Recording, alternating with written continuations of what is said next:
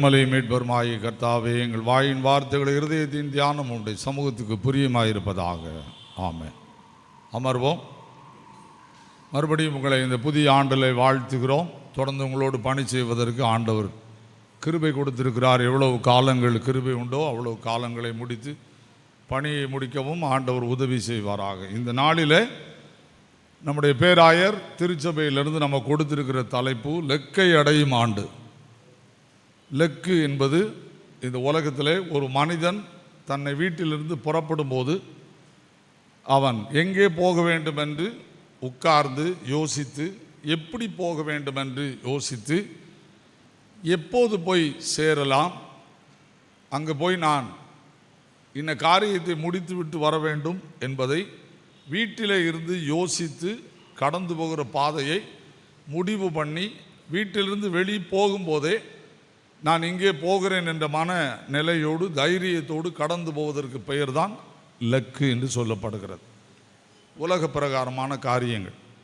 ஆனால் பரலோக காரியத்தில் லெக்கு என்று சொன்னால் என்ன என்று நீங்கள் இதில் பார்ப்பீர்களானால், பிலிப்பியர் அதிகாரம் 4 அதிகாரம் இருக்கிறது. ஒருவேளை இது மிகுந்த ஆழமான ஒரு வேத மடல் என்று சொல்லப்படுகிறது. மிகப்பெரிய வேத பண்டிதர்கள் எபேசியர், பிலிப்பியர், கொலோசியர் இந்த மூன்றையும் ஒரு வேத மடல் என்று எழுதுகிறார்கள். மிக ஆழமான ஒரு பகுதி என்று சொல்லப்படுகிறது. அதில் இந்த பிலிப்பியர் நிருபம் ஒரு பிராக்டிக்கல் அனுபவத்துக்குள்ளே கடந்து போகும்போது பவுல் எழுதினது. என்ன கடந்து போகிறான் என்று நீங்கள் பார்ப்பீர்களானால், பிலிப்பு பட்டணத்தில் ஊழியம் செய்கிறான். என்னுடைய பேக்ரவுண்ட் எங்கே இருக்கிறது? அப்போஸ்தலர் 16 அதிகாரம் 1 வசனத்திலிருந்து இருக்கிறது. அங்கே குறி சொல்கிற ஆவியை உடைய ஒரு பெண் இருக்கிறாள். அவள் என்ன பண்ணுகிறாள்? அங்கே குறி சொல்லி கொண்டிருக்கிறாள். அவள் வருமானம் அடி வாங்குகிறது. ஏனென்றால் இயேசுவே கடவுள் என்று பவுல் பிரசங்கம் பண்ணுகிறார். ஆதலால் மக்கள் எல்லாரும் இயேசுவண்டை திரும்புகிறார்கள். அந்த அம்மாளுடைய வருமானம் மிகவும் குறைய ஆரம்பிக்கிறது. ஆதலால் அந்த அம்மா உடனே ஒரு பெரிய கலவரம் செய்கிறாள். அந்த கலவரத்தில் என்ன சொல்லுகிறாள்? இவர்கள் நம்முடைய வருமானத்தை தொலைத்து விட்டார்கள், நம்முடைய தியான ஆளை குறைத்து பேசுகிறாள் என்று சண்டையிட்டு பிலிப்பு பட்டணத்தில் என்ன நடக்கிறது என்றால், பவுலையும் சீலாவையும் சிறைச்சாலையிலே கொண்டு அடைத்து விடுகிறார்கள். இந்த சிறைச்சாலையிலே அடைக்கப்பட்ட பவுலும் சீலாவும் ஆண்டவருடைய நாமத்தினாலே துதி செய்து வெளிவருகிறார்கள். அந்த காலகட்டத்தில் மறுபடியும் அவர்கள் சிறைச்சாலைக்கு செல்கிறார்கள் என்று சொல்லப்படுகிறது. அந்த சிறைச்சாலைக்கு செல்லும் போது சபையார் சந்தோஷத்தை இழக்கிறார்கள். இந்த பிலிப்பு நிருபத்துக்கு பெயர் என்ன தெரியுமா?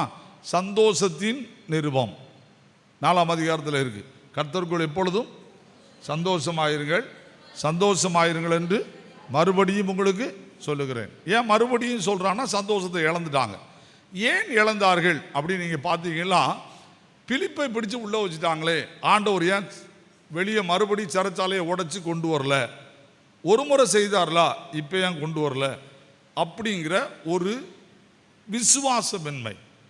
தேவன் அனுமதித்த சிறை வாழ்வு தவறானது என்று கடவுளை கொடுத்ததான தவறான எண்ணங்கள் பிலிப்பு திருச்சபை மக்களுக்குள்ளே வந்துவிட்டது. ஆதலால் கோபத்தோடு இருக்கிறார்கள். கோபத்தோடு இருக்கும்போது தான் பவுல் என்ன எழுதுகிறார் என்றால், நீங்கள் இந்த உலகத்தில் சந்தோஷமாக இருக்க பழக வேண்டுமே தவிர கோபத்தோடு இருக்க பழகக்கூடாது என்று சொல்லிவிட்டு இந்த 4 அதிகாரத்தையும் அவர் எழுதுகிறார். இந்த 4 அதிகாரத்தையும் எழுதும்போது இந்த திருச்சபைக்குள்ளே இன்னும் ஒரு கூட்டம் இருக்கிறது. அது யாரென்றால் ஊழியக்காரர்கள். அந்த ஊழியக்காரர்கள் என்ன சொல்லுகிறார்கள்? பவுலோடு கடவுள் இல்லை, பவுல் கடவுளை விட்டு பிரிந்து விட்டார், அதனால தான் சிறைச்சாலையில் வைத்து விட்டார்கள் என்று சொல்லி பவுலை ஏளனம் பண்ணுகிற ஒரு கூட்டமும் அங்கே இருக்கிறது. அப்போது பவுல் அங்குள்ள மக்கள் எல்லாம் பவுலுக்கு இதை சொல்லிவிடுகிறார்கள், பணம் கொடுத்து விடுகிறார்கள். அப்படி பணம் கொடுத்தவன் யார் என்று நீங்கள் பார்த்தீர்களானால் 2 அதிகாரம் 25 வசனத்திற்கு எப்பா பிராத்து என்கிற ஒன்றத்தில் பணம் கொடுத்து விடுகிறார்கள். இந்த பணம் கொடுத்து விட்டவனும் என்ன பண்ணுகிறான்? அங்கே போய் வியாதியிலே மாட்டிக்கொள்ளுகிறான். சிறைச்சாலைக்குள்ளே போய் வியாதியிலே மாட்டிக்கொள்ளுகிறான். தப்பி பிழைப்பான் என்கிற நம்பிக்கை இல்லை. அதனால பணம் கொடுத்தவன்ட்டு பணம் கொடுத்து விட்டுட்டாங்க, அங்கேருந்து ரிசல்ட் கிடைக்கல. அதுலேயும் கோபப்படுறாங்க. என்னடா நாம் பணம் கொடுத்து விட்டோம், பவுல் திருப்பி அனுப்பி விடலையான்னு. ஆனால் வேதத்தில் வாசித்தீங்கன்னா, அவன் வியாதிப்பட்டு மரணத்துக்கு ஏதுவாக இருந்தான்னு இருக்கு 27 வசனத்தில். அவன் மறுபடி பிழைச்சது ஆண்டவருடைய கிருபை. இப்படி பல சூழல்களிலே தேவன் பாடுகளை அனுபவிக்கிறார். பிரச்சனைகளை அனுபவிக்கிறார், உபத்திரவங்களை அனுபவிக்கிறார், கண்ணீரை அனுபவிக்கிறார், கஷ்டங்களை அனுமதி கொடுக்கிறார். இதை பிலிப்பு மக்களால் ஏற்றுக்கொள்ள முடியவில்லை. இதுதான் இன்னைய நிலைமையும் இனி போகிற நிலைமையும் அதுதான். இனி இந்த உலகத்தில் நாம் எதிர்பார்த்த அமைதி வராது, எதிர்பார்த்த மகிழ்ச்சி வராது, எதிர்பார்த்த சமாதானம் வராது. 2025ஆம் ஆண்டை முடித்திருக்கிறோம். நம்முடைய நாட்டினுடைய பொருளாதாரம் எங்கே போயிருக்கிறது என்று நீங்கள் பார்த்தீர்களானால் பயங்கரமான இடத்துக்கு சென்று இருக்கிறது. நிலை மோசமாகி கொண்டே இருக்கிறது. உணவு கிடைக்குமா என்கிற நிலை பெருகி கொண்டு இருக்கிறது. உணவு பஞ்சம் வரும் என்று சொல்லி கொண்டிருக்கிறார்கள். வேதத்தில் சொல்லப்பட்ட மத்தேயு 24, மார்க் 13, லூக்கா 21 சொல்லப்பட்ட பஞ்சங்களும் கொள்ளை நோய்களும் கடந்து வரப்போகிறது என்று சொல்லுகிற நிலை வந்து கொண்டிருக்கிறது. ஒருவேளை இந்த லெக்கை நோக்கி தொடர வேண்டும் என்று சொல்லும்போது இந்த உலகத்தில் இனி நடக்க போகிற காரியங்கள் எல்லாம் சமாதானத்துக்குரியதாக இருக்காது. சமாதானம் என்பதை நீங்கள் எங்குமே பார்க்க முடியாது. ஏனென்றால் 2 தீமோத்தேயு 3ஆம் அதிகாரத்தில் பவுல் என்ன சொல்கிறார்? கடைசி நாட்களில் கொடிய காலம் வரும் என்று அறிவாயாக. ஏனெனில் மர்ச்சர் தற்பிரியராயும் பணப்பிரியராயும் அகந்தை உள்ளவர்களாயும் தாய் தகப்பன்மார்க்கு கீழ்ப்படியாதவர்களாயும் சுவாப அன்பில்லாதவர்களாயும் இணக்கம் இல்லாதவர்களாயும் என தங்கள் சுய இச்சைகளுக்கு ஏற்ற நடக்கிறவர்களாயும் பெருக ஆரம்பித்து விடுவார்கள். இனி இதுதான் நீங்கள் எங்கேயும் பார்க்கலாம். சபைகளையும் இது மலிந்து விடும். இனி எதுவுமே பார்க்க முடியாது. அன்பு இழந்து போகும். மத்தேயு 24:12 வாசிக்கிறோமே, அக்கிரமம் மிகுதியாவதனால் அநேகருடைய அன்பு தணிந்து போகும். இந்த நிலை பெருக போகிறது. ஒருவேளை இந்த தலைப்பை பேராயரையா என்ன நோக்கத்தில் எடுத்தாங்கன்னு எனக்கு தெரியாது. நான் இதை உட்கார்ந்து படிக்கும்போது பிலிப்பு திருச்சபையும் இந்த கால உலகமும் எடுத்து இதை படித்தால் பிலிப்பு திருச்சபையில் இருந்த அதே நிலைமையில் அரசாங்கம் மாறுகிறது. பிரசங்கம் பண்ணினால் பிடித்து உள்ளே போடுவேன், இயேசுவை சொன்னால் உன்னை சிறைச்சாலையில் வைப்பேன், இயேசுவை சொன்னால் உன்னை அடித்து துன்புறுத்துவேன். இன்னைக்கு இருக்கிற இந்திய நாட்டினுடைய மிகப்பெரிய அரசாங்கம் அதுதான், நம்ம எல்லாருக்கும் தெரியும். இப்படிப்பட்ட ஒரு நிலை இந்த உலகத்தை ஆட்கொள்ள ஆரம்பித்திருக்கிறது. இந்த சூழலிலே திருச்சபை பிலிப்பு திருச்சபையை போல கோபமும் எரிச்சலும் உடையவர்களாக இருக்கக்கூடாது, ஏளனம் பண்ணுகிறவர்களாய் மாறிவிடக்கூடாது. இந்த உலகத்தின் நடுவில் பவுலையே பிடித்து உள்ள வைத்து விட்டார்கள், பவுலிடத்தில் ஆண்டவர் இல்லை என்று சொல்லுகிற நிலைமைக்கு போய்விடக்கூடாது. அதனால தான் இந்த 3ஆம் அதிகாரத்தை ஒரு மிக ஆழமான அர்ப்பணத்தோடு அவர் எழுதுகிறார். இந்த 3ஆம் அதிகாரத்தில் நிறைய காரியம் இருக்கு. நான் ஒரு 2 காரியத்தை ஆழமாக சொல்ல விரும்புகிறேன். 3ஆம் அதிகாரம் நீங்கள் எடுத்துக்கோங்க, எல்லாரும் திருப்பிக்கோங்க. 3ஆம் அதிகாரம் 17ஆம் வசனத்திலிருந்து 21ஆம் வசனம் வரைக்கும் ஒரு பகுதி இருக்கிறது. லெக்கை நோக்கி தொடர வேண்டும் என்று சொல்லிவிட்டு லெக்கை நோக்கி தொடர முடியாதபடி இருக்கிற ப்ராப்ளம் என்ன என்று எழுதுகிறார். லெக்கை நோக்கி தொடர வேண்டும், லெக்கை நோக்கி நீ தொடர முடியாது, இயேசுவை மட்டும் நோக்கி பார்த்து ஓட முடியாது. ஏனென்றால் அதற்கு யார் காரணம்? எங்களை போல ஊழியர்கள் என்று எழுதியிருக்கிறது. ஊழியர்கள் இந்த உலகத்தில் விசுவாசத்தை விட்டு விலகிவிட்டு பவுல் சிறைச்சாலைக்கு போய்விட்டான், அவனோடு கடவுள் இல்லை, நாங்கள் தான் ஆசீர்வதிக்கப்பட்டவர்கள், எங்களோடு தான் கடவுள் இருக்கிறார்கள் என்று சொல்லுகிற அந்த நிலை இன்னைக்கு வந்துட்டு.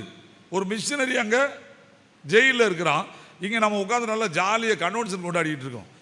கேட்டால் சொல்கிறாங்க அவனுக்கு விசுவாசம் இல்லை, அவனுக்கு நம்பிக்கை இல்லைன்றான். கிடையவே கிடையாது, அவன் கூட தான் கடவுள் இருக்கிறான். என்ன வசனத்து நிமித்தம் அவன் பாடுபடுறான். இந்த நிலையை உற்று கவனிக்கிற ஒரு பவுல் இந்த கடிதத்தில் என்ன எழுதுகிறார் என்றால், என்ன எழுதுகிறார்? 17ஆம் வசனத்திலிருந்து நான் வாசிக்கிறேன் பாருங்கள். சகோதரரே, நீங்கள் என்னோடு கூட பின்பற்றுகிறவர்களாகி நாங்கள் உங்களுக்கு வழிகாட்டுகிறபடி நடக்கிறவர்களின் மாதிரியாக நோக்குங்கள், உங்கள் பார்வை மாறக்கூடாது. லெக்கை நோக்கி தொடர வேண்டுமா? டிஸ்டர்பன்ஸ் வரும், ஏமாற்றம் வரும், மரணம் கூட வரும், அவமானம் வரும், அவமதிப்பு வரும், நக்கல் அடிக்கிற மக்கள் பெருகுவார்கள். உன்னுடைய இலக்கு மாறக்கூடாது, உன்னுடைய இலக்கு மாறவே கூடாது. அது என்ன இலக்கு என்று என்னால் அங்கே அவர் எழுதுகிறார். என்ன எழுதுகிறார்? ஏனெனில் அநேகர் வேறு விதமாய் நடக்கிறார்கள், அவர்கள் கிறிஸ்துவின் சிலுவைக்கு பகஞ்சர் என்று அநேக தரம் சொன்னேன், இப்பொழுதும் கண்ணீரோடு சொல்லுகிறேன். அவர் என்ன எழுதுகிறார்? ஏங்க, உங்க சபையிலே ஊழியம் செய்யற கூட்டம் எப்படி இருக்குன்னா, பவுலோட ஆண்டவரில் ஜெயிலுக்குள்ள போயிட்டாருன்னு சொல்லிட்டு இருக்காங்க. அவங்க யார்? சிலுவைக்கு பகஞ்சர்கள். ஏனென்றால் ஒருவன் என்னை பின்பற்றி வர விரும்பினால் தன்னைத்தான் வெறுத்து ஆணுதினமும் தன் சிலுவை எடுத்துக்கொண்டு என்னை பின்பற்ற கடவன். என்ன 2000 சொல்லிட்டாரு. 2000 ஆரம்பிக்கும் முன்னால முதல் வருஷத்துல சொல்லிட்டாரு உயிர் ஆண்டவர், நீ இந்த உலகத்தில் என்னை பின்பற்றணுமா, உனக்கு என்ன உண்டு? டெய்லி சிலுவை உண்டு, ஆணுதினமும் சிலுவை உண்டு. சிலுவை இல்லாத நாள் கிறிஸ்தவனுக்கு கிடையாது. சிலுவை என்னது? பாடு. சிலுவை என்னது? நோக்கி பார்த்தால் விடுதலை. சிலுவை என்னது? அவமானம். சிலுவை என்னது? அசிங்கமான வார்த்தைகளை கேட்கக்கூடிய இடம். நீ தேவனுடைய குமாரனால் இறங்கி வா, காரி துப்புகிற இடம். இந்த சிலுவை உனக்கு உண்டு. 2026 ஆண்டுல சிலுவை நமக்கு உண்டு. இந்த சிலுவையை எடுத்துக்கொண்டு என்னை பின்பற்றி வா என்று சொல்லுகிற பவுல். ஆனால் அங்கே ஒருவர் சொல்லுகிறார்கள், எப்பா இதெல்லாம் ஆண்டவருடைய ஊழியம் இல்ல. ஆண்டவர் ஊழியம்னா யாருன்னா ஜாலியா இருக்கணும், கோடிக்கணக்கில் ரூபா வாங்கி கார் வாங்கணும், சந்தோஷமா வாழணும். நம்மள மாதிரி ஜாலியா யாரும் கிடையாது, ஆண்டவர் கேட்டதெல்லாம் தருவார் அப்படின்னு சொல்ற ஒரு பெருங்கூட்டம் பெருகி இருக்கிற தமிழ்நாடு. இப்ப யோசிங்க, இந்த நிலையில பவுல் தன்னுடைய சொந்த இரத்தத்தால் என்ன ஸ்தாபித்த கிறிஸ்துவின் இரத்தத்தை குறித்து சாட்சி சொன்ன பவுல் பிலிப்பு திருச்சபை கடவுளை விட்டு விலகி விடுமோ என்று பயந்துதான் இந்த கடிதத்தை எழுதுகிறான். அந்த கடிதத்தை எப்படி எழுதுகிறான்? எப்பா சிலுவை எடுத்துக்கொண்டு பின்பற்றுங்கள். அவர்கள் சிலுவைக்கு பகஞ்சராய் மாறிவிட்டார்கள்.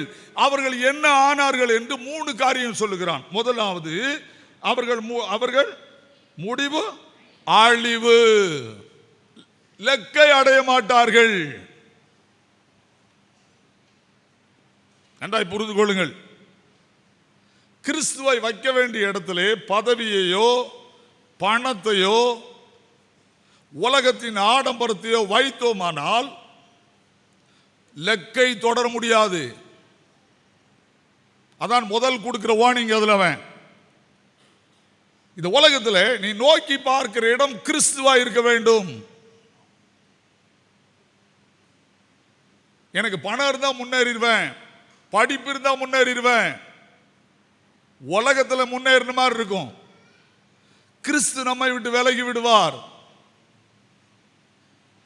ஆதலால் லக்கை நோக்கி தொடரு.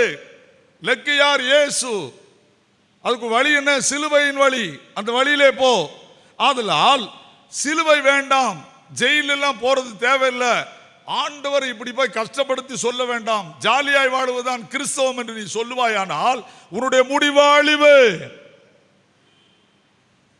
அடுத்தவர் சொல்லுகிறார், அவருடைய தேவன் வயிறு. என்ன வயிறு? ரோமருக்கு எழுத நிருபம்.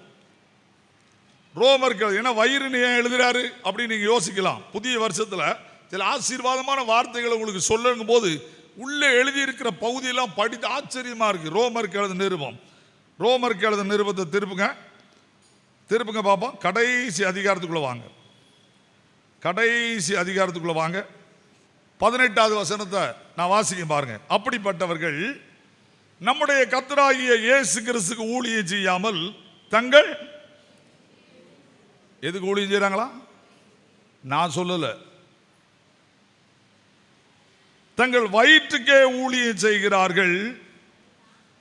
நயவசப்பினாலும் இச்சக பேசினாலும் கபடி இல்லாதவருடைய இருதயங்களை வஞ்சிக்கிறவர்களாக இருக்கிறார்கள். இன்னைக்கு பெருகிட்டாங்க.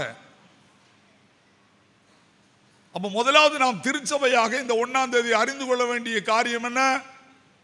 லக்கை நோக்கி தொடர வேண்டுமானால் மத்தேயு 6ஆம் அதிகாரத்துக்கு போகணும். காக்கைகளை கவனித்து பாருங்கள். விதைப்பதும் இல்லை, அறுப்பதும் இல்லை, களஞ்சியத்தில் சேர்ப்பதும் இல்லை, அவைகளை பிழைப்பூட்டுகிற பரமபிதா. பரமபிதா. காட்டு புஷ்பங்களை கவனித்து பாருங்கள். சாலமோன் முதலாய் அவற்றில் ஒருவனையும் போல உடுத்தி இருந்ததில்லை. முதலாவது தேவனுடைய ராஜ்யத்தையும் அவருடைய நீதியையும் தேடுங்கள், அப்பொழுது இவைகள் எல்லாம் கூட கொடுக்கப்படும். வயிற்றுக்கு ஊழியம் செய்யாதே. வயிற்று பிழப்புக்கு வாழ்க்கை நடத்தாது. இதெல்லாம் ஆண்டவர் பார்த்துக் கொள்வார். அவருக்கு கொடுக்க முடியாது ஒன்றுமே கிடையாது. இதைத்தான் நாம் அறிந்து கொள்ள வேண்டும். இதைத்தான் நாம் அறிந்து கொள்ள வேண்டும். லக்கை நோக்கி தொடர வேண்டுமானால் நமக்கு இந்த உலக கவலையை விட்டு தூரே போக வேண்டும். பயப்படாங்க. 26ஆம் ஆண்டு என்ன செய்வோம் எல்லாம் பயப்பட வேண்டிய அவசியம் இல்லை. அவரால் முடியாது ஒன்றுமே இல்லை, ஒன்றுமே இல்லை. எல்லாம் அவரால் முடியும். அப்ப நாம் முதலாவது அறிந்து கொள்ள வேண்டியது என்ன? நம்முடைய வயிற்றுக்காக போய் போராடி ஊழியம் செய்கிறோம், வயிற்றுக்காக இந்த உலகத்தில் போய் போராடி காரியம் சாதிப்போம் என்றால் நம்முடைய தேவனே யாரா மாறி விடுவார். அவங்க என்ன எழுதுறான் தெரியுமா? அவர்கள் தேவன் வயிறு. வயிற்றுக்காக ஊழியம் செய்வோம்னா நமக்கு கடவுளை ஏதாவது மாறிடுவாரு. வயிறு தான் மாறிடும். வயிறு தான் மாறிடும். நல்லா புரிஞ்சுக்கோங்க. அப்போ நம்முடைய வாழ்க்கையில் அந்த வயிறுன்னு சொல்றதுல நிறைய விளக்கம் இருக்கு. நான் இப்போ போல பின்னால் வேணா ஒரு நாள் சொல்றேன் வயிறுன்னு ஏன் சொன்னாங்கிறது. அப்போ நம்முடைய வாழ்க்கையில் அறிந்து கொள்ள வேண்டிய முதல் காரியம் என்ன? கிறிஸ்துவை பரலோகத்துக்கு போகணும்னு மட்டும்தான் என்ன செய்யணும்? நோக்கணும். அப்படி நோக்கணுமானால் இந்த புதிய ஆண்டு உங்கள் வாழ்க்கையில் எல்லாம் கூட கிடைக்கும். நிச்சயமா சொல்றேன், எல்லாம் கூட கிடைக்கும். அவருக்கு தர முடியாது ஒண்ணுமே கிடையாது. எல்லாம் கூட கிடைக்கும். இதைத்தான் நான் யாக்கோபு அந்த 35ஆம் அதிகாரத்தில் வாசிக்க சொன்னேன். ஆதியாகமத்தில் 35ஆம் அதிகாரம் ஏன் எடுத்தேன்னா, ஆண்டவர் யாக்கோபை அழைக்கிறார். யாக்கோபை அழைத்து அவன் லாபான் வீட்டிலிருந்து வருகிறான். வரும்போது சொல்லுகிறார், எழுந்து பெத்தேலுக்கு போ என்று சொல்லுவார். அவன் சீகேமுக்கு போயிடுவான். நான் இப்போ அதுக்குள்ள போனேன்னா நிறைய விளக்கம் இருக்கு. சீகேமுக்கு போயிடுவான், பெத்தேலுக்கு போக மாட்டான், சீகேமுக்கு போவான்.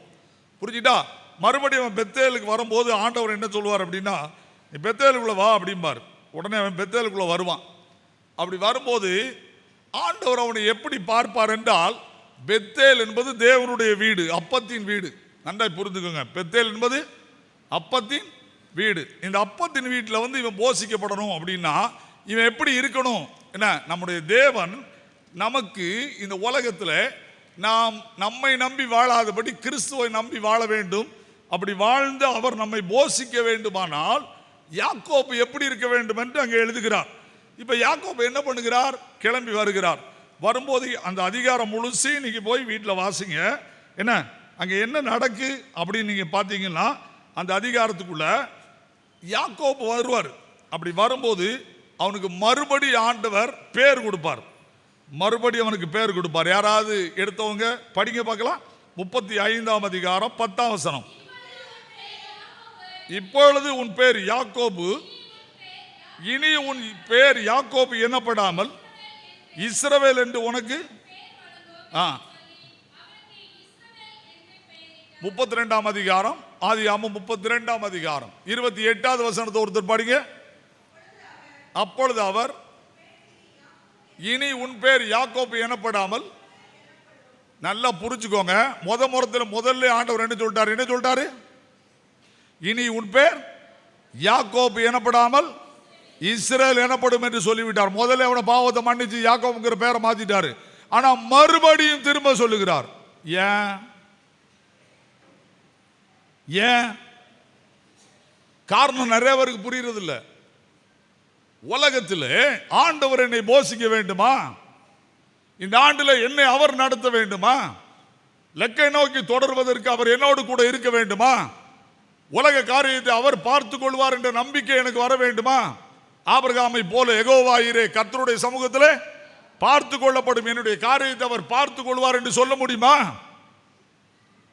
அவரால் முடியாது ஒன்றுமில்லை. அவர் எல்லாம் முடியும் என்று சொல்லுகிறவர். அவரால் முடியுமா?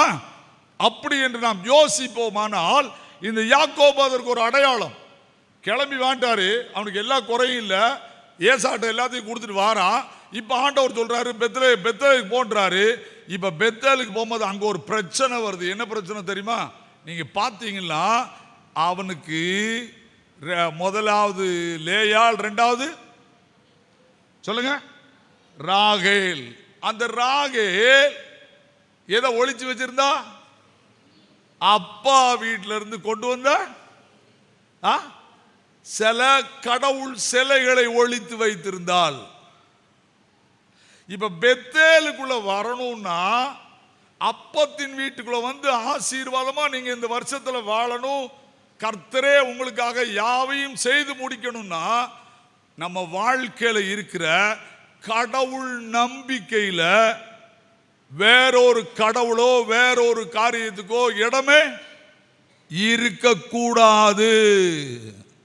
அதைத்தான் இந்த 35ஆம் அதிகாரம் வேலைக்கு காட்டுது. உன் பேர் யாக்கோபு எனப்படாமல் வேறொரு கடவுளையும் வச்சுக்கிட்டு இந்த கடவுளையும் வச்ச குடும்பத்துல நிம்மதிங்கிறது வரவே வராது. தரித்திரம் தாண்டவம் ஆடிவிடும். சங்கீதம் 16:8 அதுதானே சொல்லுது, அந்நிய தேவனை நாடி பின்பற்றுகிறவர்களுக்கு வேதனைகள் பெருகும். அப்ப நம்முடைய வாழ்க்கையின் முதல் அடையாளம் என்ன? என்னை எண்ணி உனக்கு வேற தேவர்கள் உண்டா இருக்கவே கூடாது. இது ரொம்ப கவனமா இருக்கணும். வேற தேவர்கள் அப்படின்னு இன்னைக்கு நிறைய பேர் நினைச்சுக்கிட்டாங்க, நாங்கெல்லாம் கடவுளை தான் தேடுறோம், கடவுளை தான் கும்பிடுறோம், கடவுளை தவிர யாரையுமே நாங்கள் கும்பிட மாட்டோம். இன்னைக்கு நிறைய பேர் இந்த வார்த்தையை சொல்றாங்க. நீங்க வேதத்துக்குள்ள வந்து நிறைய ஆழமா படிக்கிறது இல்லை. கொலோசியருக்கு எழுதின நிருபம், கொலோசியருக்கு எழுதின நிருபத்துக்கு வாங்க. கொலோசியருக்கு எழுதின நிருபம் 3ஆம் அதிகாரத்துக்குள்ள வாங்க. 3ஆம் அதிகாரத்தை எடுங்க. இங்க என்ன சொல்லியிருக்கு அப்படின்னு நீங்க பார்த்தீங்கன்னா, இந்த உலகத்துல பொருளாசை என்னும் விக்கிரக ஆராதனை என்ன சொல்லியிருக்கு சொல்லுங்க? பொருளாசை என்னும் விக்கிரக ஆராதனை. வாசிங்க 5ஆம் வசனம். ஆகையால் விபச்சாரம், அசுத்தம், மோகம், துர்ரீச்சை, விக்கிரக ஆராதனையான பொருளாசை போதுங்க. விக்கிரக ஆராதனையான பொருளாசை இங்க என்ன கொண்டு வருகிறாரு? புது வருஷத்துல கடவுளை வைக்க வேண்டிய இடத்துல உன் பொருளை தூக்கி வச்சிடாத. இயேசு கிறிஸ்துவை வைக்க வேண்டிய இடத்துல இது இருந்தாதான் இயேசுவோட போக முடியும். இது அவர் தந்தாதான் அவர் கடவுள். இப்படி நம்ம பேச ஆரம்பிச்சுட்டோம்னாலே நம்மளும் யார்தான்? விக்கிரக ஆராதனைக்காரர்கள். பொருளாசை என்ன விக்கிரக ஆராதனை இன்னைக்கு மலிஞ்சு கிடக்கு. இதைத்தான் சொல்றாரு. நீ இந்த உலகத்துல நான் உன்னை போசிக்கணுமா? அப்பத்தின் வீட்டுக்கு நீ வரணுமா? அன்றன் உள்ள அப்பத்தை உனக்கு தினமும் நான் தரணுமா? சங்கீதம் 37 தாவீது சொன்னாலா, நான் இளைஞனாய் இருந்தேன், முதிர் வயதும் உள்ளவனுமானேன், நீதிமான் கைவிடப்பட்டதையும் அவன் சந்ததி அப்பத்துக்கு அலைந்து திரிந்ததையும் என் கண்கள் கண்டதில்லை. நிச்சயம் சத்தியமான வார்த்தை. ஒரு மனிதன் ஆண்டவருக்காக பரிசுத்தமாய் வாழ்வானால் அவனுடைய வாழ்க்கையில அப்பம் என்னும் குறைவு இருக்காது. சங்கீதம் 138:8 சொன்னது போல கர்த்தர் எனக்காக யாவையும் செய்து முடிப்பார். இந்த வருஷத்தை அவர் பார்த்துக் கொள்வார். அவரால் முடியாது ஒண்ணுமில்லை. இதத்தான் புது ஆண்டுல ஆண்டவர் இன்னைக்கு நம்ம பேராயர் அழகா எடுத்திருக்காரு. லக்கை நோக்கி தொடரு, லக்கை நோக்கி தொடரு, இயேசுவை மட்டும் நோக்கு. உலகத்தில் உள்ள தேவைகளை முன்னிறுத்தாதே. தேவனுக்கு முன்பு அதை அவர் பார்த்துக் கொள்வார். அவரால் முடியாது ஒன்றுமே இல்லை. சித்தப்பா ஒரு ஆளு கிட்டத்தட்ட 3 பெட்ரோல் பல்க்கு அதிபதி. இன்னைக்கு அந்த பெட்ரோல் பல்க் இருக்கு. சாத்தாங்குளத்தில் ஒன்று, ஆறுமுனையரில் ஒன்று, இன்னொன்று வந்து நாசிரத்தில் 3 இடத்துல இருக்கு. பெரிய பணக்காரர். ஆண்டவர் ஒரு நாள் அவரை கூப்பிட்டு, போ பாம்பேக்கு பக்கத்தில் போ, அங்கே போய் என்னுடைய ஊழியத்தை செய்யினார். ஊழியத்து போயிட்டார். யாரும் அவருக்கு இங்கே தொடர்பு கிடையாது. 10 பைசா வருமானம் கிடையாது. 21 நாள் மோர் மட்டும் குடிச்சு வாழ்ந்திருக்கிறார். வெறும் மோர் மட்டும் குடிச்சு வாழ்ந்திருக்கிறார். அவர் மகளுக்கு கல்யாணம் ஒழுங்கு பண்ணது ஒரு பெரிய பஸ் கம்பெனியுடைய அதிபருடைய மகன். அந்த பிள்ளைய போய் கேட்குறான், வர்தா மாவட்டத்தில் இருக்காங்க, பாம்பேல. என்ன அந்த கேட்கான், அவங்க ஒரு 50,000 ரூபா கேட்காங்க. ரொம்பலாம் வேண்டாம், நீங்கள் மிஷினரி ஊழியம் செய்கிறீங்க, ஒரு 50,000 ரூபா மட்டும் கொடுங்க எங்கள் மகனுக்கு அப்படின்னு சொல்லிட்டாங்க. 50,000 அவர்கிட்ட கிடையாது. ஆண்டவர்கிட்ட சொன்னார், ஆண்டவரே அப்பா விட்டு பிரிச்சுட்டாரு, அம்மா விட்டு பிரிச்சுட்டாரு, மாமனாரை விட்டு பிரிச்சுட்டாரு, என் ஒய்ஃபோட சொந்த அத்தை. என் ஒய்ஃப் வீட்டில் 22 கார் ஓடிச்சு, பெரிய பஸ் கம்பெனி அதிபர். அவங்க வீட்டில் இருந்து ஒரு பிள்ளை ஊழியத்துக்கு போயிருக்கு. கொஞ்சம் யோசிச்சு பாருங்க, அவருடைய வாழ்க்கை எப்படி இருக்கு. 10 பைசா கிடையாது. அவர் ராத்திரி ஜோமிட்டு படுத்தாராம். காலையில் ஒரு தபால் வருது, மணி ஆர்டர். அதில் எழுதியிருக்கு கீழே, இதில் 50,000 ரூபா உனக்கு அனுப்பி இருக்கிறேன், இதை உன் மகள் கல்யாணத்துக்கு என்று செலவழித்துக்கொள். அனுப்புனது தூத்துக்குடியில இருந்து ஒரு லெக்சரர். தூத்துக்குடியில இருந்து ஒரு லெக்சரர் இன்னைக்கு உயிரோட இருக்காரு, அந்த தபாலை வச்சிருக்காரு. கர்த்தர் எனக்காக, சத்தம் போட்டு சொல்லுங்க, யாவையும் செய்து முடிப்பார். ஏதோ புது வருஷத்துக்கு வந்தோம், கோயிலுக்கு வந்தோம், அதெல்லாம் கிடையாது. அவரால் முடியாது ஒன்றுமே இல்லை, ஒன்றுமே கிடையாது. அப்ப நான் அறிந்து கொள்ள வேண்டியது என்ன? கிறிஸ்துவை வைக்க வேண்டிய இடத்துல பணத்தை வைக்காதே, பொருளாசையை வைக்காதே, பதவி ஆசையை வைக்காதே, கிறிஸ்துவை வை, கிறிஸ்துவை வைத்துக்கொள். அதனாலதான் பவுல் அதுக்கு முந்தின அந்த அதிகாரத்தில் எழுதுவான், கிறிஸ்துவை அறியும் அறிவின் மேன்மைக்காக எல்லாவற்றையும் நஷ்டம் என்று விட்டேன், குப்பையுமாக எண்ணிக்கொண்டிருக்கிறேன்.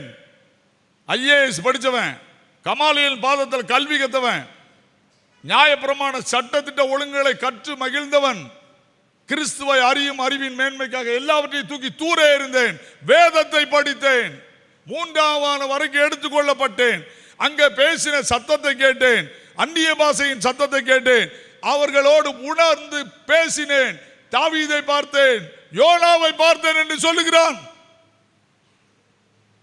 லக்கை நோக்கி தொடர்ந்தால் இந்த உலகத்தில் இருந்தே பரலோகத்தில் பார்க்கலாம். சாதாரணமாக நடக்குங்க. நமக்கு நம்பிக்கை இல்லை, அவ்வளவுதான். நமக்கு நம்பிக்கை இல்லை, ஆனால் அது நடந்துக்கிட்டே இருக்கும். அதை யாராலும் தடுக்க முடியாது. அப்போ யாக்கோபு என்ன பண்ணல? தான் பரிசுத்தமா வாழ்ந்துட்டு வந்தான். மனைவியை ரொம்ப நேசிச்சான். யார? ராகேல. ராகேல்கிட்ட போய் என்ன கேட்கல? உன்ட்டு எதுவும் செல்ல இருக்கான்னு கேட்கல. பெத்தேல் கிட்ட நெருங்கினா மாட்டிக்கிட்டான். கர்த்தருக்கு விரோதமான எந்த பாவத்தையும் உன் வீட்டுக்குள்ள நீ வைக்க முடியாது. காலத்தில் உன் பாவம் வெளிப்படும், தப்பவே முடியாது. நாட்கள் நெருங்க நெருங்க நெருங்க நெருங்க பாவம் வெளியாகும். இதை நான் வேதத்தில் சொன்னா உங்களுக்கு கஷ்டமா இருக்கும். நாட்கள் நெருங்க நெருங்க நெருங்க, கிறிஸ்துவின் வருகை நெருங்க நெருங்க, தேவ பிரசன்ன விலக விலக விலக, மனிதன் பாவத்தை அடக்க முடியாமல் தன்னாலே அழிவான். அந்த காலம் வந்து விட்டது. ஒரு காலம் குடிக்கிறதுக்கு ஒளிஞ்சு குடிச்சாங்க. இன்னைக்கு ஆபீஸ்ல உட்கார்ந்து குடிச்சிட்டு இருக்கான். என்னால கண்ட்ரோல் பண்ண முடியலன்னு சொல்றான்.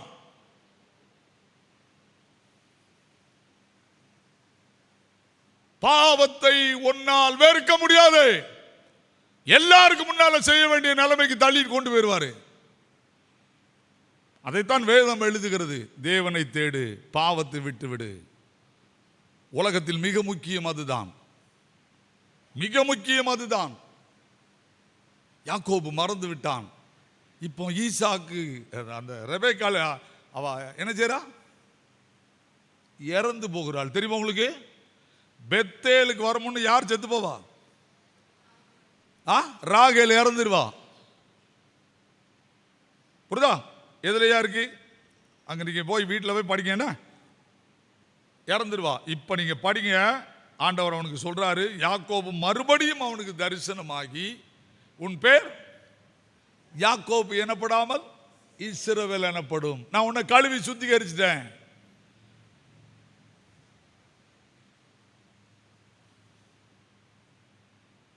யோசிக்கீங்களா? யோசிக்கீங்களா? லக்கை நோக்கி தொடரணுமா? எனக்குள்ள இயேசு இருக்கணும். இயேசு இல்லாமல் என்னால் லக்கை நோக்கி தொடர முடியாது. அதைத்தான் அங்கே எழுதுகிறார் யாக்கோபில். அப்போ முதலாவது அறிந்து கொள்ள வேண்டியது என்ன? இயேசு பாவங்களை நீக்கி நம்மை ரட்சிக்கிறவர். இந்த உலகத்தில் யாக்கோபில் இருந்து இஸ்ரவேலா மாறி பாருங்க. உங்கள் வாழ்க்கைக்கு பிரச்சனை வரும், பாடு வரும், அவமானம் வராது. என்ன அவமானத்தையும் மிதிச்சிடலாம். ஏன்னால் கிறிஸ்து நம்மோடு கூட இருக்கிறார். அவரை விட அவமானப்பட போகிறோம். காரி துப்புனாங்க, காரி துப்புனாங்க, தாடியை பிடிச்சி இழுத்தாங்க. ஏசாயா 53ஆம் அதிகாரத்தில் இருக்கு, ஏசாயா 50ஆம் அதிகாரத்திலையும் இருக்கு. மயிரை பிடிக்கிறவருக்கு தன் தாடியை ஒப்பு கொடுத்தாருன்னு இருக்கு. பிடிச்சு இழுத்தாங்க. உயிர் தெழுந்தார். அவர் பக்கத்தில் போக முடியல. அவர் நம்ம கூட இருக்கிறார். இந்த புது வருஷத்தில் அதை செய்வோம். முதலாவது நம்முடைய தேவன் வேற ஆளா மாறிடக்கூடாது. அடுத்து என்ன சொல்லுகிறார்? அவர் தேவன் வயிறு, அவர்கள் மகிமை அவர்கள் லட்சையே. அந்த பிலிப்பியர் 3ஆம் அதிகாரத்துக்குள்ள 2வது அவர் கொண்டு வர்ற வார்த்தை என்ன தெரியுமா? முதலாவது கடவுளை வயிறா மாத்திடுவான். 2வது மகிமை. நான் சொன்னது நடக்கணும், நான் சொன்னதை நீ கேளு, நான் சொன்னதை தான் செய்யணும். இன்னைக்கு இதுக்கு பஞ்சமே இல்லை. நான் சொன்னது தான் நடக்கணும் சொல்லிட்டு மகிமை லட்சையா மாறிடும். அதைத்தான் இந்த இடத்துல அழுத்துக்கிறான். இங்க இந்த உலகத்தில் லக்கை நோக்கி தொடர வேண்டுமா? கிறிஸ்து என்னோடு கூட வர வேண்டுமா? நான் லக்கு மாறிவிட்டேனால் கிறிஸ்து என்னை விட்டு விலகி விடுவார். நான் லக்கு மாறிவிட்டேனால் கிறிஸ்து என்னை விட்டு விலகி விடுவார். மகிமை எனக்குரியது கிடையாது, கர்த்தருக்குரியது. மகிமை எனக்குரியது கிடையாது, கர்த்தருக்குரியது. வாசிப்போமா? அப்போஸ்தலர் நடபடிகளின் புஸ்தகம் 12ஆம் அதிகாரம். அப்போஸ்தலர் மகிமையை திருடின ஒருத்தர் காட்டுறேன் பாருங்க. அப்போஸ்தலர் நடபடிகளின் புஸ்தகம் 12ஆம் அதிகாரம் 21ஆம் 22ஆம் 23ஆம் வசனத்தை வாசிங்க பார்க்கலாம். குறித்த நாளிலே ஏரோது ராஜவஸ்திரம் தரித்து கொண்டு சிங்காசனத்து மேல் உட்கார்ந்து அவர்களுக்கு பிரசங்கம் என்ன பண்ணா? எனக்கு சத்தமோடு சொல்லணும். இவன் யார் தெரியுமா? ஒரு கொலைகாரன். யோவான் சாணகனை கொலை செய்தவன். யூதர்களுக்கு பிரசங்க பிரியமா இருக்குன்னு பண்ணது அட்டூழியம், கையில் எடுத்தது பைபிள். ஆண்டவர் பார்த்தாரு, பிரசங்கம் பண்ணு விட்டுட்டாரு. அப்பொழுது ஜனங்கள் இது மனுஷ சத்தம் அல்ல, தேவ சத்தம் என்று ஆர்ப்பரித்தார்கள். மக்கள் என்ன சொல்றாங்களா? எப்பா ஏரோது என்ன அழகா பிரசங்கம் பண்றா, நல்ல ஆசீர்வாதத்தை பேசுறான். இவர் பிரசங்கம் பண்ண கேட்டுக்கிட்டே ஆசீர்வாதமா சொல்லிக்கிட்டு இருக்காரு. அடுத்த வசனம், அவன் தேவனுக்கு மகிமையை செலுத்தாதபடியினால் கர்த்தருடைய தூதன் அவனை அடித்தான்.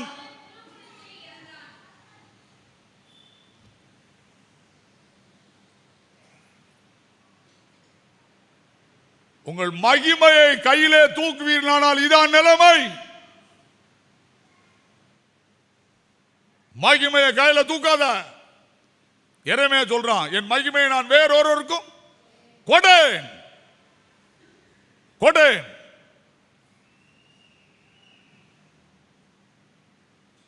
தாழ்மை படம் மனதில்லாத காலம். தாழ்மை விரும்பவில்லை.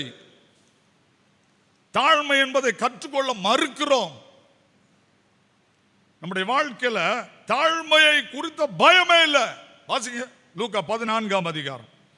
லூக்கா 14ஆம் அதிகாரம். ஒரு கல்யாண வீட்டில் ஆண்டவர் பிரசங்கம் பண்றாரு பாருங்க. தாழ்மைக்கு விளக்கு எழுதுகிறார். ஏன்னா இந்த உலகத்தில் நீ ஆண்டவரோடு வாழணுமா? சாதாரணமாக ஒரு கல்யாண வீட்டில் ஆண்டவர் ஒரு பிரசங்கம் பண்றார். நம்ம கோயிலில் தான் பிரசங்கம் கேட்குறோம். அவருக்கு பிரசங்கம் பண்ணாத இடமே கிடையாது. இப்போ அவர் வாசித்து பாருங்க. இப்போ எடுங்க பார்ப்போம், எல்லாரும் வாசிக்க பார்ப்போம். 8ஆம் வசனத்திலிருந்து வாசிப்போம். ஒருவனால் கல்யாணத்துக்கு நீ அழைக்கப்பட்டிருக்கும் போது பந்தியில் முதன்மையான இடத்தில் உட்காராதே, உன்னிலும் கனம் உள்ளவன் ஒருவேளை அவனால் அழைக்கப்பட்டிருப்பான். அப்பொழுது உன்னையும் அவனையும் அழைத்தவன் உன்னிடத்தில் வந்து இவருக்கு இடம் கொடு என்பான். நீ வெட்கத்தோடு தாழ்ந்த இடத்திற்கு பொசிஷனை பார்த்துக்க, உட்கார்றதுக்கு உனக்கு அந்த இடத்துல இடம் இருக்கா?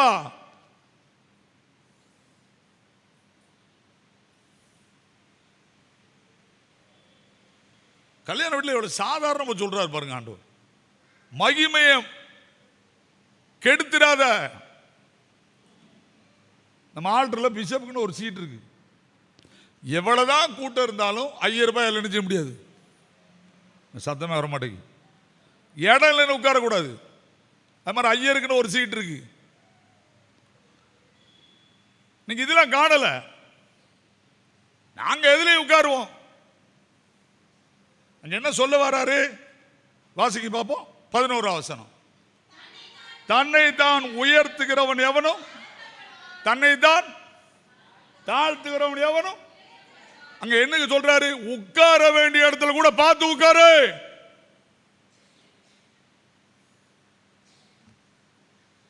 உன் மகிமையை அவமானமாக்காத. உங்க மகிமை உங்களோட இருக்கணுமா? லெக்கை நோக்கி தொடர வேண்டுமா?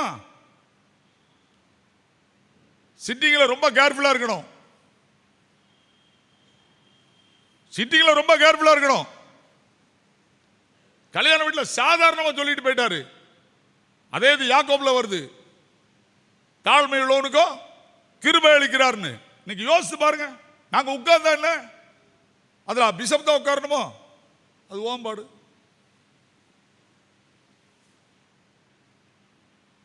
அது ஓம்பாடு. லெக்கை நோக்கி தொடர வேண்டுமானால் அடித்தளத்தில் என்ன இருக்கணும்? தாழ்மை. தாழ்மையை அணிந்து கொள்ளுங்கள் எழுதியிருக்கு. தாழ்மையை அணிந்து கொள்ளணும். 1ஆம் தேதிமா தாழ்மைப்பட்டு பாருங்க, எப்படி உயர்வீங்கன்னு பாருங்க. தாழ்மை உள்ளவனுக்கோ கிருபையை அழித்து கொண்டே இருப்பார். கிருபை ஸ்டாப்பே ஆகாது. லெக்கை நோக்கி தொடர வேண்டுமா? வானத்திலிருந்து கிருபை இறங்கி வந்துகிட்டே தான் இருக்கும். தாழ்மையா இருந்து மட்டும் பாருங்க. பிலிப்பியர் 2ஆம் அதிகாரத்தை அதான் எழுதியிருக்கிறார் அவரு.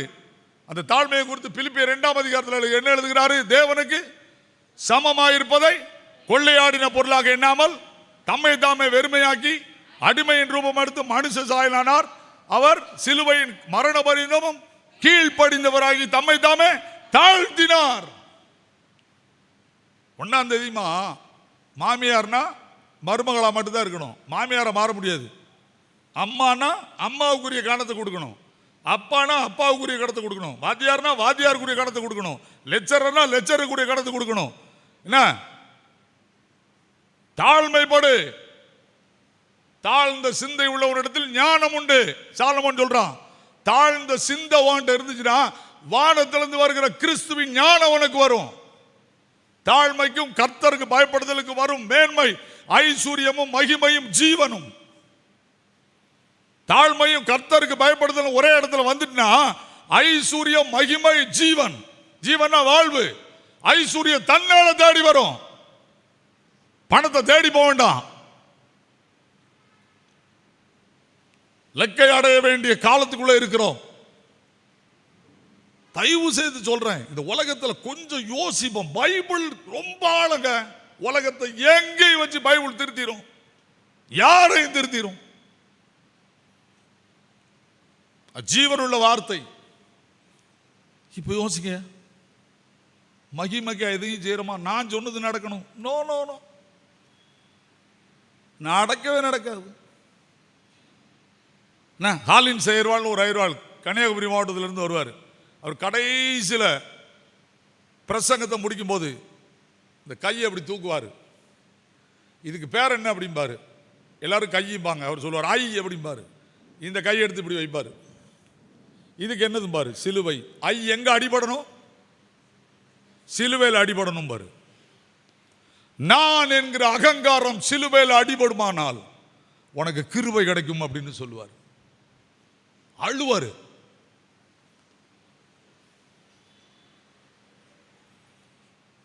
உடைய மகிமையுடைய லட்சையே. மகிமையை கையில் எடுக்காத. மகிமையை கையில் எடுக்கிற வேலையை விட்டுருங்க சொல்லிட்டேன். எடுத்தவங்க யாரும் முன்னேறினதா சரித்திரமே இல்லை, சரித்திரமே இல்லை. கடைசியில் என்ன எழுதுகிறார்? பிலிப்பியர் 3ஆம் அதிகாரம் என்ன கொண்டு வருகிறார் அப்படின்னு நீங்க பாத்தீங்களா? அவர்கள் பூமிக்கு அடுத்தவைகளையே எப்பவும் அது வேணும் இது வேணும்னே சொல்லிக்கிட்டு இருப்பாங்க. ஆண்டவர்கிட்ட வந்து ஜெபம் பண்ணானா, ஆண்டவரே நல்ல கார் தந்திருக்கிறீர் தோத்துறோம், ஸ்கோடா கார் தாருமா. ஸ்கோடா கார் கொடுத்துட்டு என்ன சொல்லுவான்? அடுத்த காருமா. பூமிக்குரிய காரியத்தையே சிந்திச்சுக்கிட்டு இருப்பாங்க. நல்லா படிச்சுக்கோங்க. பூமிக்குரிய காரியத்தை சிந்திக்க ஆரம்பிச்சிட்டீங்கனாலே இந்த உலகத்தில் லெக்கை விட்டு வெளியே போயிட்டோம். என்ன பூமிக்குரியதை பார்க்கவே கூடாது, பார்க்கவே கூடாது. நான் தைரியமாக பிரசங்கம் பண்ணுவாங்க இதை குறித்து. ஏன் தெரியுமா? இன்னைய வரைக்கும் நான் ஆண்டவர்கிட்ட போய் எனக்கு ஒரு 10,000 தாருன்னு ஜெபம் பண்ண கிடையாது. எவ்வளோ தேவையில் உட்கார்ந்துருந்துருக்கேன்.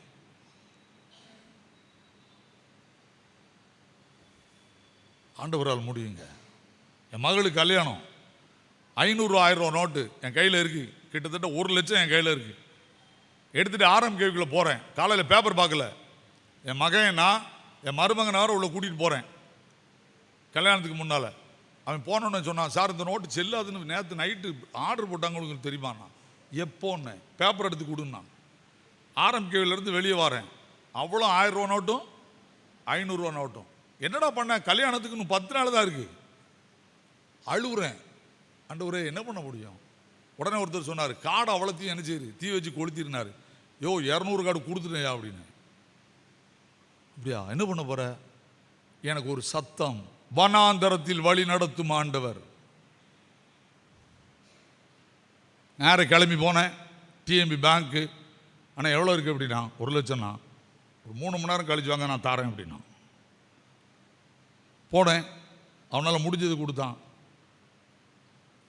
ஒரு கடன் இல்லாமல் என் மக கல்யாணத்தை நடத்தினேன்.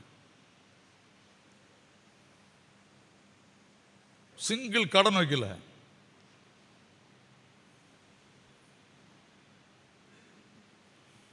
உயிர்த்தெழுந்த ஆண்டவரை தெய்வமாய் கொண்டிருக்கிறோம்.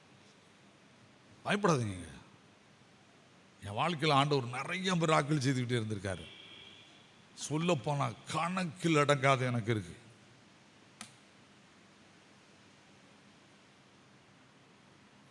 இந்த 1ஆம் தேதி காலையில் ஆண்டவரே லெக்கை நோக்கி தொட இருக்கிறோம். லெக்கை நோக்கி தொடர்ந்த என்ன நடக்கும் தெரியுமா? ஒரே ஒரு வசனம், ரோமருக்கு எழுதின நிருபம்.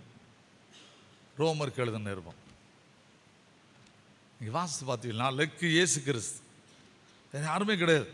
திரும்ப திரும்ப சொல்கிறேன், லெக்கு இயேசு கிறிஸ்து. என்ன லெக்கு இயேசு கிறிஸ்து.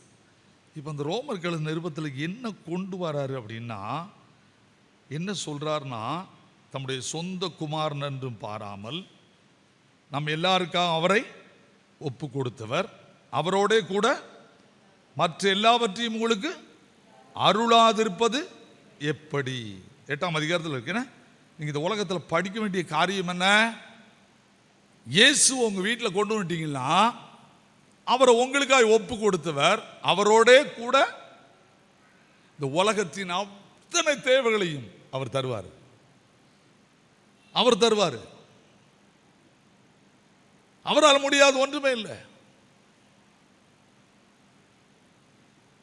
அந்த யோசிங்க, நமக்காக அவரை சிலுவைக்கு ஒப்பு கொடுத்தவர், அவரோட கூட மற்ற எல்லாவற்றையும் அருளுவார். மற்ற எல்லாவற்றையும் அருளுவார். எல்லாவற்றையும் அருளுவார். என்ன 32ஆம் வசனம் என்ன வாசித்துருங்க. தம்முடைய சொந்த குமாரன் என்று பாராமல் நம்ம எல்லாருக்கும் அவரை ஒப்பு கொடுத்தவர், அவரோட கூட மற்ற எல்லாவற்றையும் நமக்கு அருளாதிருப்பது எப்படி? எல்லாவற்றையும் என்ன வேணாலும் அருள்வாருங்க. 1ஆம் தேதி காலையில் அவர் கூட இருக்குமா? நம்ம லெக்கு அவரா இருக்கா? இந்த லெக்கு என்ன தெரியுமா? பரலோகம். அவர் ஏன் கூட இருந்தால் தான் அங்கே போக முடியும். அங்கே எந்த பிரச்சனையும் கிடையாது. எந்த கவலையும் கிடையாது. கண்ணை மூடுவோம், இயேசுவிடத்தில் முழிப்போம். எந்த கவலையும் கிடையாது. அதுதான் லக்கு. இந்த உலகத்தில் இருக்க வரைக்கும் பாடு, அங்கே போறோன்னே பிரச்சனை முடிஞ்சு. அந்த லக்கை நோக்கி தொடருவோம். இயேசு உயிரோடு இருக்கிறார். அவர் மரணத்தை ஜெயமாக விழுங்குவார். எல்லா முகங்களிலும் இருந்து கண்ணீரை துடைத்து தம் ஜனத்தின் நிந்தையை பூமியிலே இராதபடி நீக்கி விடுவார். கர்த்தரே இதை சொன்னார். அவரால் முடியும். எழுப்பி நிற்போமா? எல்லாரும் எழுப்பி நிற்போம். கண்களை மூடுவோம்.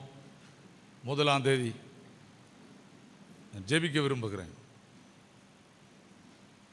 எல்லாரும் கண்களை மூடுவோம். ஆண்டவரே, லக்கை நோக்கி தொடர்கிறோம். நீர் ஒருவரே ஆண்டவர் என்று உம் பின்னாக வருகிறோம். யாக்கோபை போல அவனுக்கு தெரியாமல் விக்கிரக வணக்கம் வீட்டுக்குள்ளே இருந்தால் அதையும் உற்று கவனிக்கிறவர் நீர்.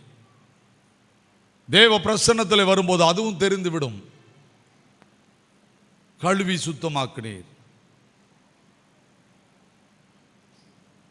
அப்பத்தின் வீட்டிலே கொண்டவனை விட்டீர். அவனை ஆசீர்வதித்தீர். யாக்கோப்பு என்று இல்லை, இஸ்ரவேல் என்று உனக்கு மறுபடியும் நாமம் தரிக்கிறேன் என்று 2வது முறை அவனை ஆசீர்வதித்தீர். அந்த ஆண்டவர் உயிரோடு இருக்கிறார், நம் மத்தியில் இருக்கிறார். இந்த கால வேளையில் ஆண்டவரே, என்னுடைய வாழ்க்கையில் என் பிள்ளைக்கு வேலை வேண்டும், திருமணம் நடக்க வேண்டும், என் குடும்பத்தில் இந்த காரியம் வீடு கட்டி நடத்த வேண்டும், கடன் பாரம் மாற வேண்டும், எனக்கு இருக்கிற வியாதி மாற வேண்டும், இந்த வருஷத்தில் நான் இதில் எல்லாம் முன்னேற வேண்டும், என் படிப்பில் என்னென்ன இடம் வேண்டும், என் குடும்பத்தை ஆசீர்வதியும். இந்த 1ஆம் தேதி காலையில் ஆண்டவரே என்னையும் என் குடும்பத்தையும் ஆசீர்வதியும். என் குடும்பத்தில் இருக்கிற சமாதானமற்ற நிலையை மாற்றி தாரும், வியாதியை மாற்றி தாரும். அவர் உயிரோடு இருக்கிறார். மறுபடியும் சொல்லுகிறேன், எல்லா முகங்களிலும் கண்ணீரை துடைத்து தம் ஜனத்தின் நிந்தையை பூமியில் இராதபடி நீக்கி விடுவார். கர்த்தரே இதை சொன்னார். சொன்னவர் உயிரோடு இருக்கிறார். 2 அல்லது 3 பேர் எங்கே கூடினாலும் வருவேன் என்று சொன்னவர் இந்த ஆலயத்துக்கு வந்திருக்கிறார். அவருடைய கண்கள் மனுபுத்திரரை பார்க்கிறது. அவருடைய இமைகள் நம்மை சோதித்து அறிகிறது. ஏதோ ஆலயத்துக்கு வந்தோம், பாட்டு பாடினோம், இல்லை. என்னை ஆசீர்வதியும் ஆண்டவரே சொல்லுவீங்களா? என்னை ஆசீர்வதியும், என் குடும்பத்தை ஆசீர்வதியும். இந்த 2020 ஆண்டு நான் நினைப்பதற்கு வேண்டுவதற்கும் மிகவும் அதிகமாய் எனக்குள்ளே கிரியை செய்கிற வல்லமையின்படி எனக்கு செய்ய வல்லவர் தான் நீர். நான் வேண்டுகிறதை விட அதிகமாய் தருகிறவர். எனக்கு தாரும் தாரும் தாரும். நீர் என்னை ஆசீர்வதித்தால் ஒழிய உம்மை போக விட. இதே போல ஒரு அதிகாலையில் கதறி அழுதான் யாக்கோப்பு. அவனை ஆசீர்வதித்தார். நம்மையும் ஆசீர்வதிப்பார். இந்த காலை வேளையில் கிருபை நிறைந்த எங்கள் அன்பின் ஆண்டவரே, இந்த நல்ல காலைக்காக, புதிய நாளுக்காக, புதிய வருஷத்தின் முதல் நாளுக்காக ஸ்தோத்திரம் ஸ்தோத்திரம் ஸ்தோத்திரம். இந்த ஜனத்தை எனக்கென்று ஏற்படுத்தினேன். இவர்களின் துதியை சொல்லி வருவார்கள் என்று சொன்னது போல உமக்கென்று ஏற்படுத்தப்பட்ட மக்கள் கூட்டமாய் உம்முடைய துதியை சொல்லி பாடி இங்கே உட்கார்ந்து இருக்கிறோம். இயேசு கிறிஸ்துவின் நாமத்தினாலே உலக தேவைகள், பாடுகள், பிரச்சனைகள், கண்ணீர்கள், உபத்திரவங்கள், வேதனைகள், ஆண்டவரே கைவிடப்பட்ட நிலைகள் அத்தனையிலே நாங்கள் வாழ்கிறோம். இயேசுவே, நீர் இந்த காலை வேளையில் யார் யார் என்னை ஆசீர்வதியும் என்று ஜெபிக்கிறார்களோ, ஆமென், உமது கரத்தை அவர்கள் மேல் வைத்து, ஆண்டவரே, யாபேசின் மேல் துக்கத்தின் மகன் யாபேஸ் என்று சொன்ன போது அவன் மேல் அனுதினமும் காலையிலே உமது கரத்தை அவன் மேல் அமர பண்ணி அவன் எல்லைகளை பெரிதாக்கி அதிலே சமாதானத்தை கட்டளையிட்டு அவனை யாபேஸ் அல்ல, அந்த துக்கத்தின் மகன் அல்ல என்று சொல்லி ஆசீர்வதித்த ஆண்டவர் யாக்கோப்பை, அவனுக்கு தெரியாமல் வீட்டுக்குள்ளே பாவம் இருந்ததை அதை ஆண்டவரை நீக்கி அவனை இஸ்ரவேல் என்னும் ஆசீர்வதித்தவர். இந்த காலை வேளையிலே இயேசு கிறிஸ்துவின் நாமத்தினாலே வந்திருக்கிற எங்கள் ஒவ்வொருவர் மேலும் உமது கரம் அமர்ந்து ஆசீர்வதிப்பதற்காக ஸ்தோத்திரம். நன்றி ஆண்டவரே. அவன் என் நாமத்தை அறிந்திருக்கிறபடியால் அவனை உயர்ந்த அடைக்கலத்திலே வைப்பேன். அவன் என்னை நோக்கி கூப்பிடுவான், மறு உத்தரவு அருளி செய்வேன். ஆபத்தில் நானே அவனோடு இருந்து அவனை தப்புவித்து அவனை கனப்படுத்துவேன். நீடித்த நாட்களால் அவனை திருப்தியாக்கி என் ரட்சிப்பை, என் விடுதலையை அவனுக்கு காண்பிப்பேன் என்று சொன்னவரே. 2026ஆம் ஆண்டு இயேசு கிறிஸ்து தாமே ஒவ்வொரு வீட்டுக்குள்ளேயும் போய் நீர் அவர்களுக்கு கொடுக்கும் ரட்சிப்பை, விடுதலையை, மகிழ்ச்சியை, சந்தோஷத்தை, சமாதானத்தை நிறைவாய் பெற்று ஆசீர்வதிக்கப்பட்ட குடும்பமாய் இந்த ஆலயத்துக்கு வரும்போதெல்லாம் கர்த்தரால் மீட்கப்பட்டவர்கள் திரும்பி ஆனந்த களிப்புடன் பாடி சீயோனுக்கு வருவார்கள். நித்திய மகிழ்ச்சி அவர்கள் தலையின் மேல் இருக்கும். சந்தோஷமும் மகிழ்ச்சியும் அடைவார்கள். சஞ்சலமும் தவிப்பும் ஓடிப்போம் என்ற வார்த்தையின்படி இந்த ஆலயத்தில் வந்து பாடும்போதெல்லாம் சஞ்சலமும் தவிப்பும் ஓடி துதித்து மகிழ்ந்து கர்த்தரால் மீட்கப்பட்ட ஜனமே உனக்கு ஒப்பானவன் யார் என்று சொல்லுகிற அளவுக்கு ஆசீர்வதித்து அனுப்புவதற்காக ஸ்தோத்திரம். பலப்படுத்தும், காத்துக்கொள்ளும். இயேசு கிறிஸ்துவின் மூலம் ஜெபிக்கிறோம் பிதாவே, ஆமென்.